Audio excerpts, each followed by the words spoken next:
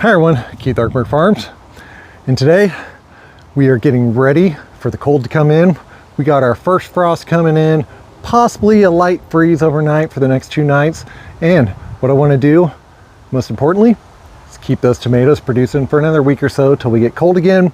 But also, more importantly, I need to go around and actually winterize the farm, because if we don't, we're gonna have stuff freeze, we're gonna have stuff break, all that fun stuff. So we're gonna get to it. We're gonna start back here on the greenhouse, get things started, wrapped up. I'll show you the process. So let me show you.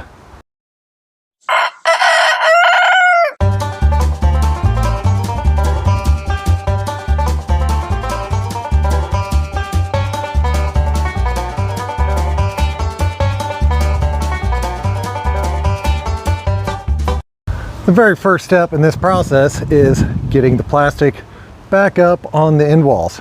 I use the same plastic for years and years because it really doesn't matter when it gets older. It doesn't really get brittle, and it's only out here a couple months during the winter.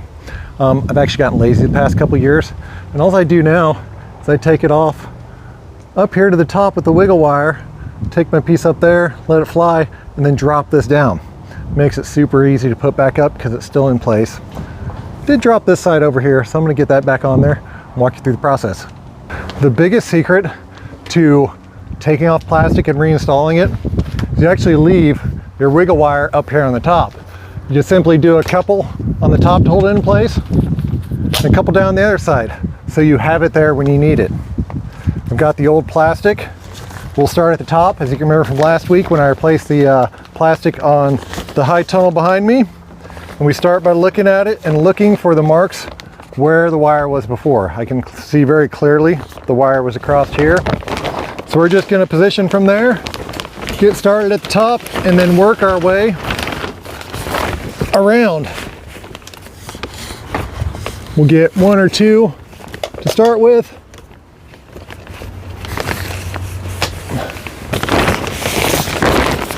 Come over and position it as it's going to be installed. And we'll get a couple more locks on it. Come down to our bottom corner. Make sure it pulls nice and tight. Lock it down at the bottom, the same spot it was last year, and then we'll work our way down the side there, get the top, the other top, and then hit the other side of the tunnel. The next step is we need to focus on the components on the farm that cannot withstand a freeze. That's mainly our irrigation line right here, where we got an irrigation header up, and we've got a timer as well. So we want to shut all these off to start with because I've got a drain to work with next, but we need to remove the irrigation line, and it'll also allow this main feeder line up here to drain down as well, and it drains out through the end and everywhere else. This way we ensure we have no water trapped anywhere in our system to where we can risk actually blowing a hose or ruining a timer. I purchased a bunch of these new timers this year, which I'm going to get to in a video probably this spring because I wanted to test them with season before I really talked about them. But they're awesome. I don't want to lose them, and they're fairly pricey. Make sure our water shut off. Take the pressure off the line. Remove our hose coupling, and then uncouple it from there. We'll drain out the water, go put this in somewhere where it's not going to freeze. Now we've got the greenhouse all sealed up. We got our timers out of there. Our assets were worried about freezing. Now we're going to go over to the main line of the farm and turn off the main supply because we do not have frost-proof hydrants out here. They are shallow. They're only about 1 foot deep. But what I did was install a drain. Now we're at the control pit. We've got this down deep enough to where we don't have to worry about it freezing. We've got a main shutoff to the field. Below that's actually a main shutoff to the pack building, which we're going to leave on because we need it on. And then we have our drain valve right here. We're going to release the pressure and then go out to the field and start opening spigots to drain this line the rest of the way. The trick to draining your main line is to come out to your farthest away spigot. The shutoff is clear up there with the drain. We're actually uphill in this direction, and this is my farthest spigot clear out here in the auxiliary fields. We're actually had a bunch of cantaloupe and pumpkin volunteer themselves this year. We're just going to open this valve up. There wasn't any water ever ran out here, so we shouldn't have anything here.